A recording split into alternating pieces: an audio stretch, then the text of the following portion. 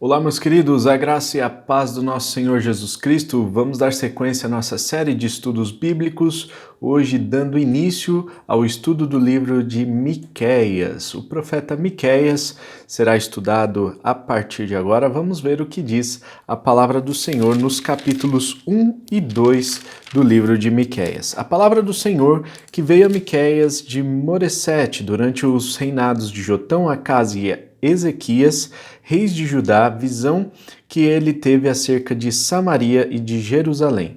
Ouçam todos os povos, prestem atenção, ó terra, e todos os que nela habitam, que o Senhor, o soberano do seu santo templo, testemunhe contra vocês. Vejam, o Senhor já está saindo da sua habitação.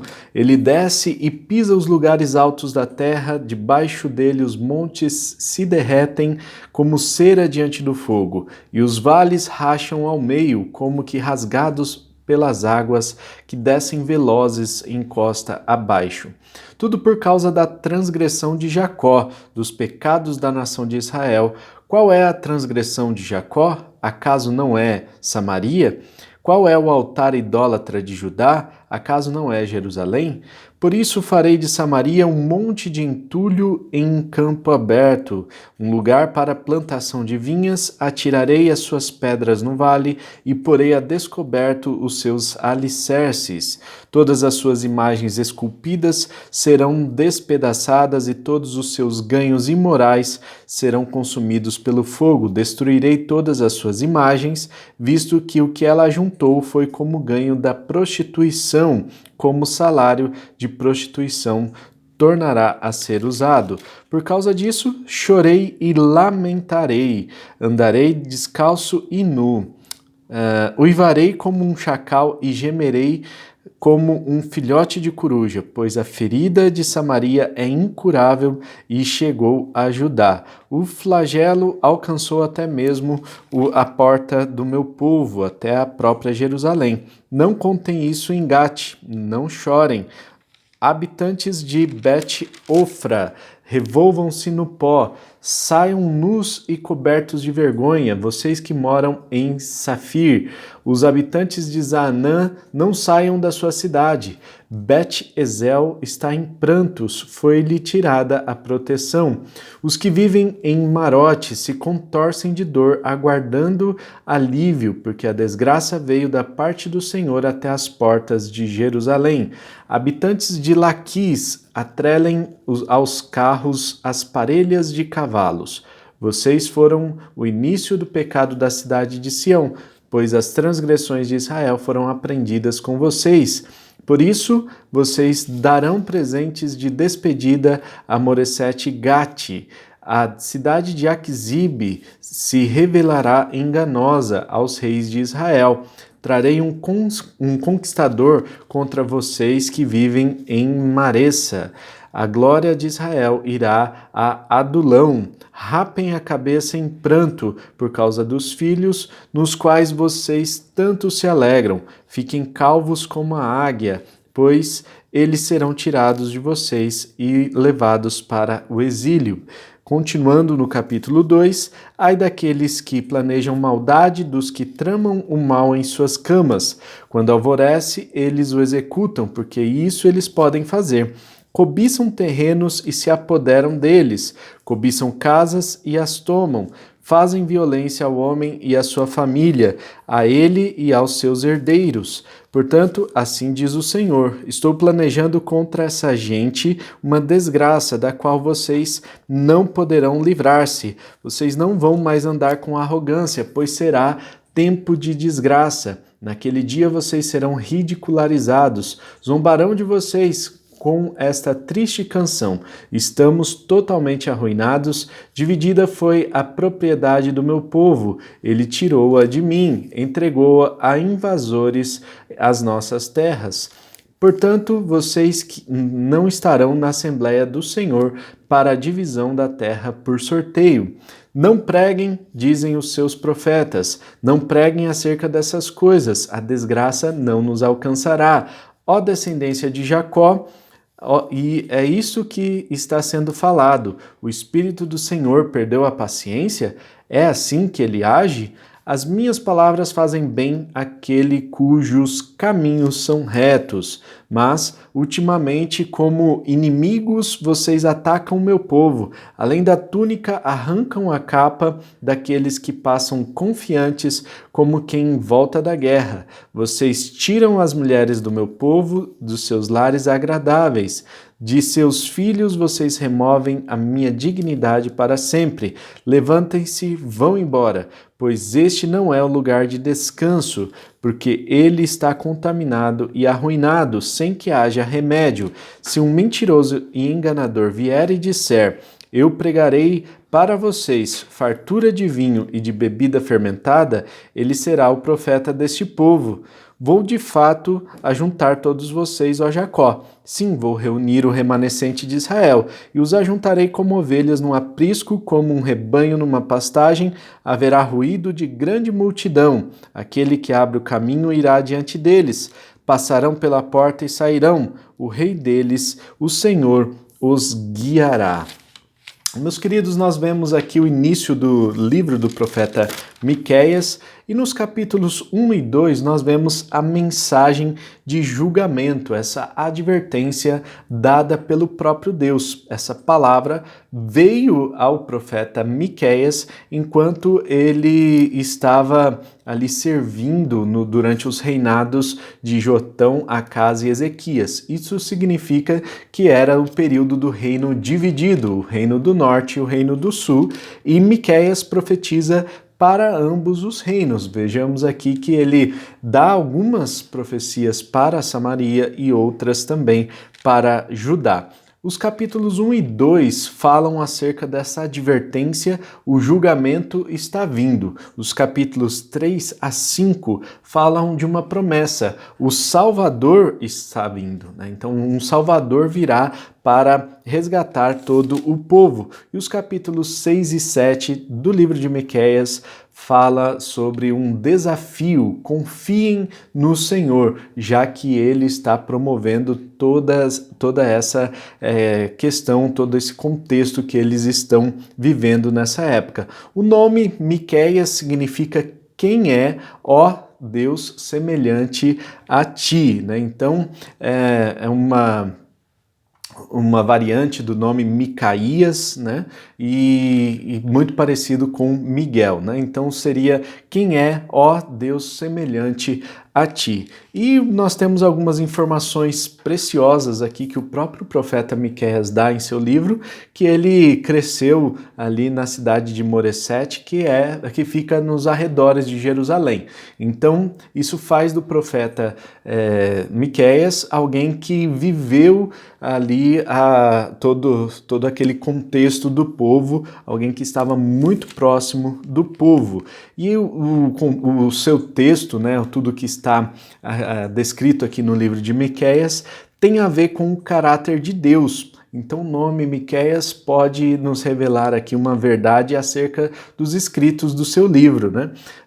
O caráter de Deus, que é revelado aqui no seu livro, quem pode se comparar a Deus, que é um Deus que não precisa de nenhuma aprovação para o que ele faz. Ele faz porque ele é soberano. Ele se apresenta como soberano aqui, já no versículo 2 do livro do profeta Miqueias. Se ele é soberano, ele não depende da aprovação de homem algum para que ele tome as decisões e decida aquilo que vai acontecer em relação ao povo. O profeta Miqueias profetizou durante a destruição de Samaria. 722 antes de Cristo foi o ano em que Samaria foi destruída, o reino do norte foi conquistado pelos assírios, e ele foi contemporâneo também de Isaías, Amós e Oséias. Como nós já estudamos esses livros anteriormente, então nós temos aí uma introdução mais rápida para esse livro.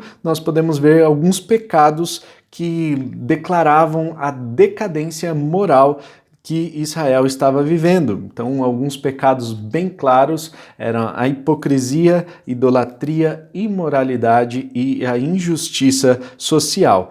O profeta Miqueias vai pegar no pé do povo em relação à injustiça social, em relação principalmente aos poderosos que estavam oprimindo os mais pobres. É interessante observar que no livro do profeta Miqueias, apenas o versículo 1 é em forma de prosa, o restante é tudo poesia. E isso é muito interessante porque tem um significado mais profundo, principalmente para os hebreus, para os judeus.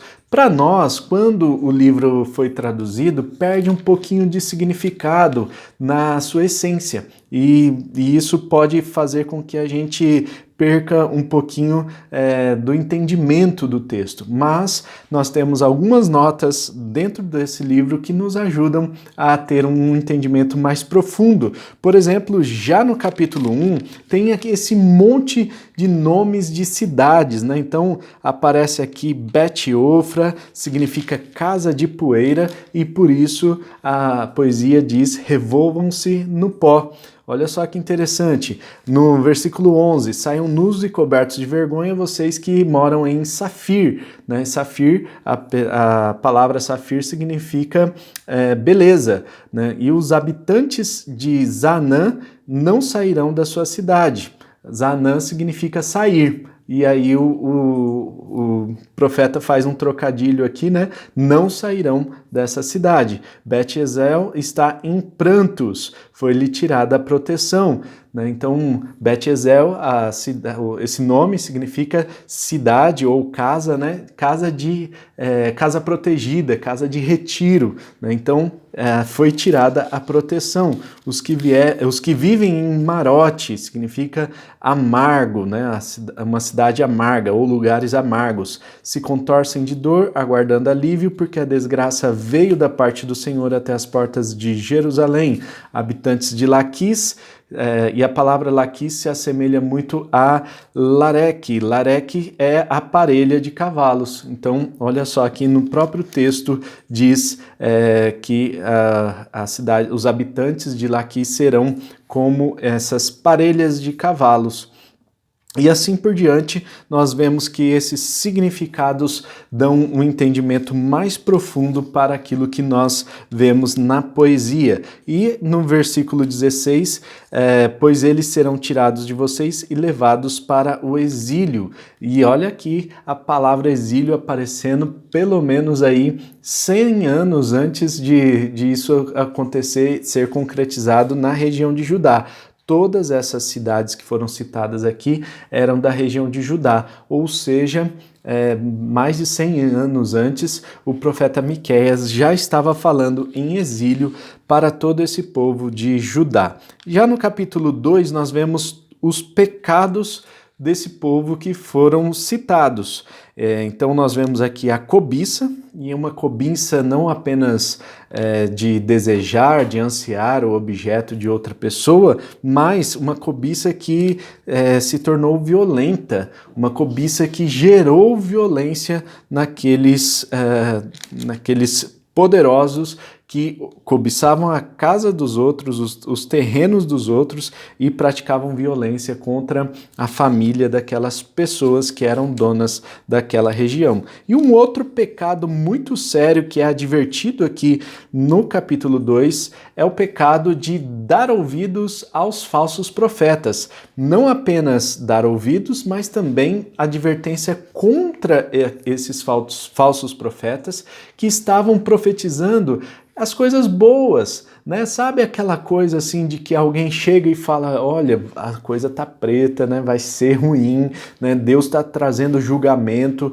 e a gente vai passar por momentos de dificuldade, né? Então, o Miqueias, ele trouxe aqui um cenário bem diferente daquilo que os falsos profetas estavam trazendo.